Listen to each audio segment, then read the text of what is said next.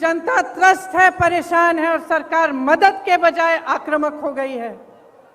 जो भी सुविधाएं थी, अगर कोई कहता था कि मेरे पास सुविधा नहीं है, मेरे पास ऑक्सीजन नहीं है, कोई अस्पताल ने कह दिया कि ऑक्सीजन खत्म हो रहा है, तो सरकार उन पर आक्रमण कर रही थी। उनको न्याय की उम्मीद नहीं थी, उनको ये उम्मीद नहीं थी कि ये सरकार संकट के समय उनकी मदद करेगी। उसके बाद हाथरस का हादसा हुआ, जिसमें आप सब ने देखा कि सरकार ने अपराधियों पर आक्रमण नहीं किया, सरकार ने अपराधियों को नहीं रोका, सरकार ने परिवार के सदस्यों को अपनी बेटी को की चिता जलाने से रोका। उनको ले भी नहीं गए साथ, पुलिस प्रशासन ने चिता जला दी। उस परिवार ने भी मुझे कहा कि दीदी हमको न्याय चाहिए, लेकिन न्याय की हम उम्मीद नहीं रख सकते। आज लखीमपुर खेरी में जो हुआ, पिछले हफ्ते से हम देख रहे हैं। इस देश के गृह राज्य मंत्री के बेटे ने अपनी गाड़ी के नीचे, अपनी जीप के नीचे 6 किसानों को निर्ममता से कुचल दिया और सब परिवार, 6 के 6 परिवार ये कहते हैं कि हमें पैसे नहीं चाहिए, हमें मुआवजा नहीं चाहिए, हमें न्याय चाहिए। लेकिन हमें न्याय दिलवाने वाला इस सरकार में हमें नहीं दिख रहा है। आपने देखा कि सरकार पूरी तरह से उस मंत्री और उस मंत्री के बेटे के बचत में लगी रही। पुलिस और प्रशासन विपक्ष के नेताओं को रोकने में लगी थी। जब मैंने रात में वहां जाने की कोशिश की, तब हर सड़क पे पुलिस थी, मुझे रोकने की कोशिश की, तमाम पुलिस के घेरे थे, नाकाबंदियां थी। जो परिवार है, पीड़ित परिवार है, उनके घरों में उन्हें नजरबंद किया गया, लेकिन अपराधी को पकड़ने के लिए एक भी पुलिस वाला नहीं निकला। अपराधी के घर में उन्होंने निमंत्रण भेजा कि आप आकर हमसे बात करिए। आपने किसी भी देश में, दुनिया के किसी भी देश में या इस देश के इतिहास में आपने कभी ऐसा देखा है कि एक आदमी 6 किसानों को कुचल दे, 6 लोगों की हत्या कर दे और उसको पुलिस निमंत्रण दे रही है कि आइए हमसे बात करिए? आपने कहीं ये देखा है? बताइए। कभी भी इस देश और इस दुनिया के इतिहास में ऐसा नहीं हुआ होगा। यहाँ के मुख्यमंत्री मंच पे बैठे हुए उस मंत्री का बचाव कर रहे हैं जिसके बेटे ने ऐसा काम किया है।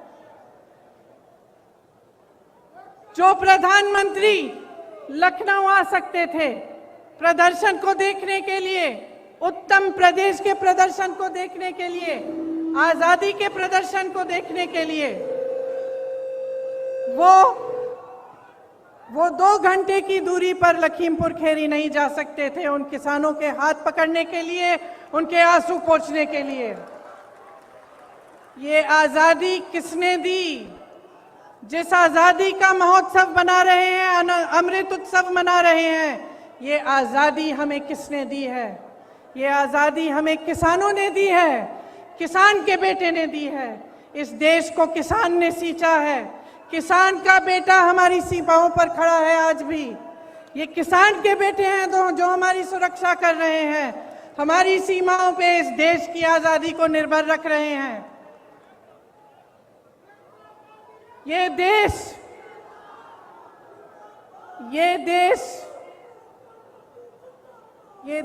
क्या है?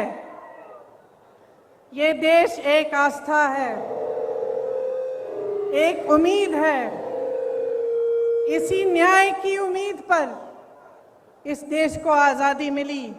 जब महात्मा गांधी जी आजादी की लड़ाई लड़ने के लिए गए तो उनके दिल में यह था कि मेरी जनता को, मेरे लोगों को, मेरे देश के किसानों, दलितों, मेरे देश की महिलाओं को, देश के गरीबों को न्याय मिलना चाहिए।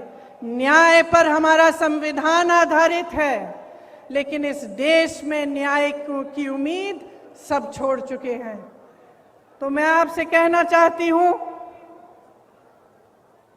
कि जब लखीमपुर खेरी में मैं शहीद नक्षत्र सिंह जी के घर गई, उन्होंने मुझे बताया कि उनका बेटा सीमा सुरक्षा बल में दाखिल हुआ है।